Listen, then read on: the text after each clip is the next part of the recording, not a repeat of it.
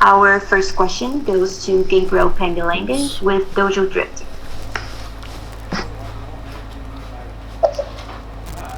How are you doing, Kelvin? How you doing? Everything's going well. I'm loving Abu Dhabi so far. Yeah, I see that we love your outfit. How has it been on Fight Island? How are you adjusting to the heat and to the time zone? Yeah, you know what? The heat is not really something I'm too worried about. I mean, I grew up doing construction and yard work in this kind of weather my entire life, so it's another day. Although I am spoiled in California now these days, but I'm used to it.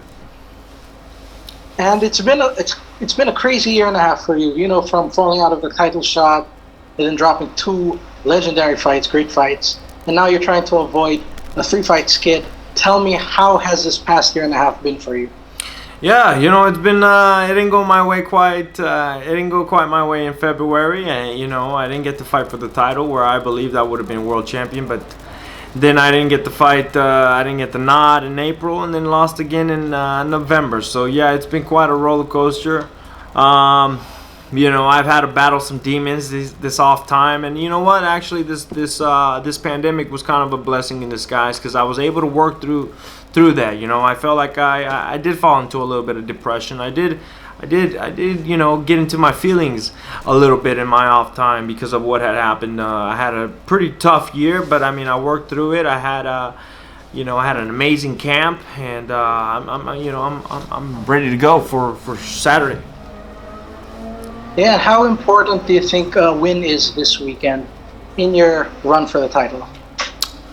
Yeah, obviously it's super important if I want to get back to the title shot. But more than anything, I'm looking for self-validation more than anything. I want to be able to prove to myself that I'm worthy and that I do belong here and that I am one of the best middleweights in the world. And I plan to show that on Saturday. Thank you. Yeah, that actually says what my next question is. To whom are you really dedicating this fight to? This hard time all around with the pandemic. But this seems like something you're doing for yourself. Is this also dedicated to other people? Absolutely. I have so many people that help me out back at home. My trainers, my coaches, my family especially. They're the ones that put up with me and not seeing me for months because I'm away training, and there's so many people that help me out behind the scenes that I thank. And but like I said, yes, I am doing this for myself. At the end of the day, I'm looking for self-validation, and I'm looking to prove that I'm one of the best middleweights in the world. All right, well, best of luck this weekend, sir. Thank you very much. No problem. Thank you. Gabriel Gonzalez with Cage Side Press. Cage Side Press. Kelvin, to go back to the outfit real quick, did you buy that at the store? Was it at the airport gift shop? Where do you get an outfit like that when everything's closed down in the public? I got my ways here. I got my connections and resources down here, so don't you worry. But no, I'm kidding. I actually came last year for the Khabib fight, and me, Henry, and Kamaru, we actually ended up watching the fights with the Prince. I don't know how to pronounce his name, so I just call him the Prince. And we ended up going to his house. We ended up, when we arrived, first thing they give us is these outfits. And then they tell us there's going to be a tailor. He's going to come get your measurements, and he's going to make you a tailored, I forgot what it's called, but he made us a tailored one of these suits. And they gave us like 2 or 3 of these, and I figured it should probably be a good idea to bring one. I mean, it's going to sound silly to ask about it again, but is it comfortable? Is it cooler to wear when you're out there? I feel great. I feel great. The fabric in this keeps me really cool, and it's really comfortable. Yeah. You fought around the world, Brazil, you went to Australia, you were ready to go there. All this experience, but Fight Island has to be something different, right? For yourself, How do you file it in this story of your career? Oh my God, it's probably the best event that I fought at. To be honest, I'm not just saying that. I mean the customer service. the hospitality, the details and everything that is going on here, the security. I mean, everybody's just going above and beyond to make sure that here we fighters are well taken care of. And man, this has been the best place that I've ever fought at when it comes to the location.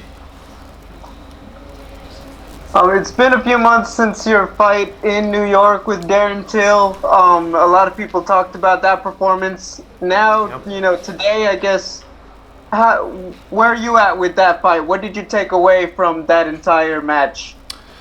Yeah, anybody that's seen me fight in the past and that's seen my fights knows that wasn't me at 100%, and I'd love to be able to run that one back. All credit to Darren Till. He fought a very great fight that night.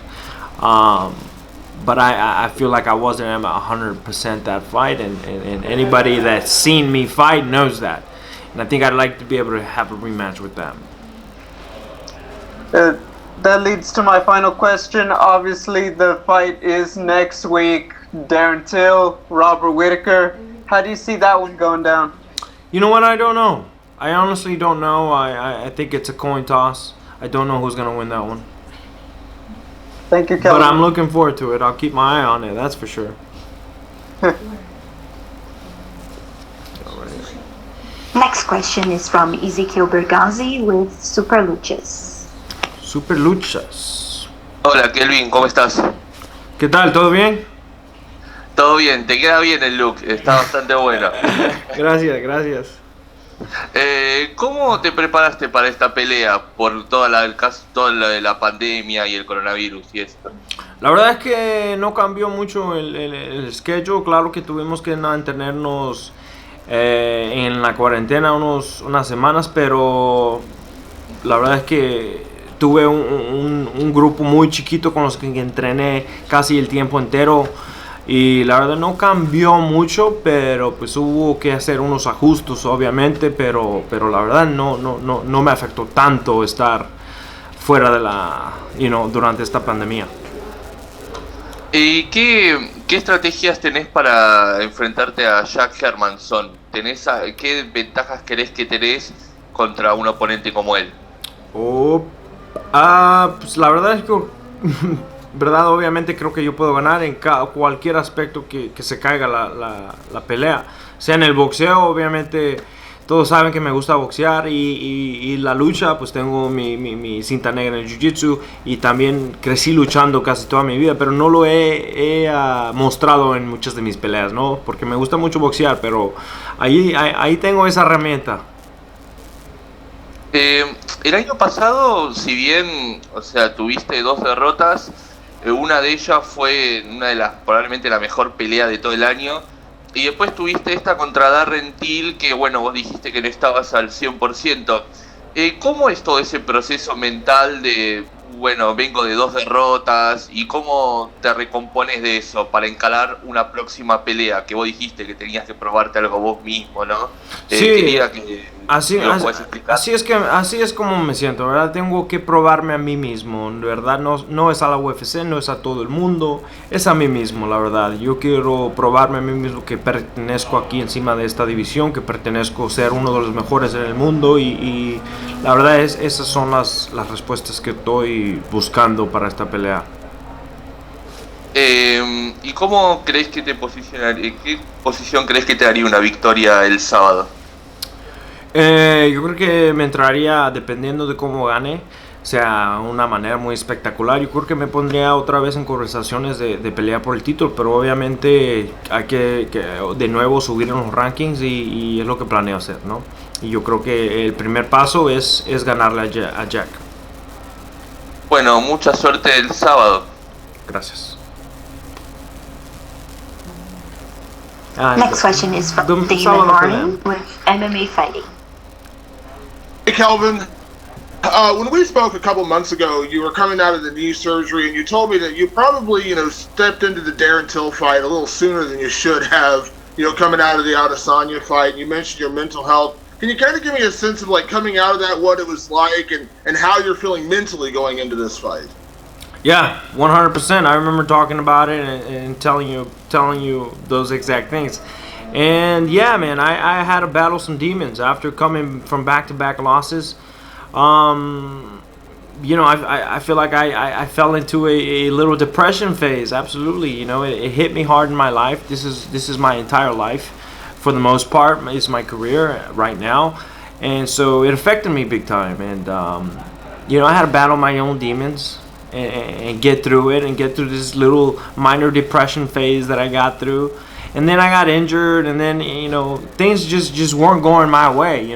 So there's some personal demons that I had to battle, but I eliminated those things. I conquered those demons, and here I am on the other side, well and ready to go. I'm in a really good mental and physical place, which hasn't been the case in my last two fights. But here I am.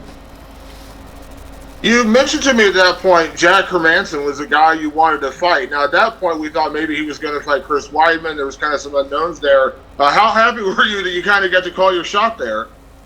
Yeah, pretty happy with the matchup. This is the fight that we wanted, so I was really happy and ecstatic. I think it's the perfect fight for me to get back on conversations to fight for the title. I think, obviously I have to work my way up the rankings again, but I think Jack is the number one guy on my hit list right now, and I got a couple people on it. He's obviously had some big wins in middleweight, and there's no shame, of course, in his last loss. But what do you think of Jack, and what does he bring into this fight? And in terms of your fight, how dominant do you want to be? Like, do you want to have a kind of a showcase performance and say, "Hey, I'm back. I'm back in the title race"? Oh, absolutely. At this point, I'm looking for self-validation. Not validation from the UFC, not validation from the rest of the world, self-validation. I want to be able to prove to myself that I'm one of the best middleweights in the world with a dominant win. And I think I want to showcase that I am separate from the pack, and that's what I intend to do. And my last question, I'm not going to ask you to call your shot because your focus is Jack Hermanson, but you mentioned Darren Till, that rematch you wanted, but Robert Whittaker on the other side of that fight is a fight you never got to have. We talked about it for so long. It was supposed to happen, and it didn't happen. Is that a fight, in terms of maybe just the winner of that fight? Oh, absolutely. I'm keeping my eyes on that fight for sure. I thought I wanted a rematch before. I've had losses in the past where I felt like Neil Magny was a fight that I wanted a rematch with, Tyron Woodley as well. But man, the feeling that I got after that Darren Till fight was unlike any other that I felt before, and I really, anybody that's seen my fights and seen me fight in the past knows that that's not me that wasn't me fighting, and all credit to Darren Till. He had a phenomenal, great game plan that night, and he beat me fair and square. But I feel like, me at 100% mentally and physically, there's nobody in the world that can beat me. Thank you, Kelvin. Up next, we have Louise Green with MMA Crazy. Hi, Kelvin. Obviously, like you were saying, the last two didn't go your way. So how important is it for you to get the win here on Saturday and get you back on track? But do you feel any pressure going into this one? Yeah, there's a certain amount of pressure just because, I'm coming back from back-to-back losses. But at the same time, I'm not looking at validation from the UFC. I'm not looking at validation from the rest of the world. I'm looking for self-validation at this point. I want to be able to prove it to myself that I belong here and that I am one of the top middleweights in the world. And with a win over Jack, I think that it'll put me back into conversations to fight for the title, and I think that's the ultimate plan for me. And like you said, this was obviously a matchup that you wanted. What do you think you can expect to see from Hermanson on Saturday, and how do you see the fight going down?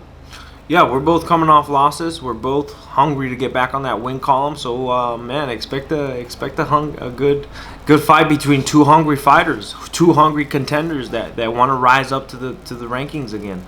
And so, I'm in a really good mental and physical space at the moment.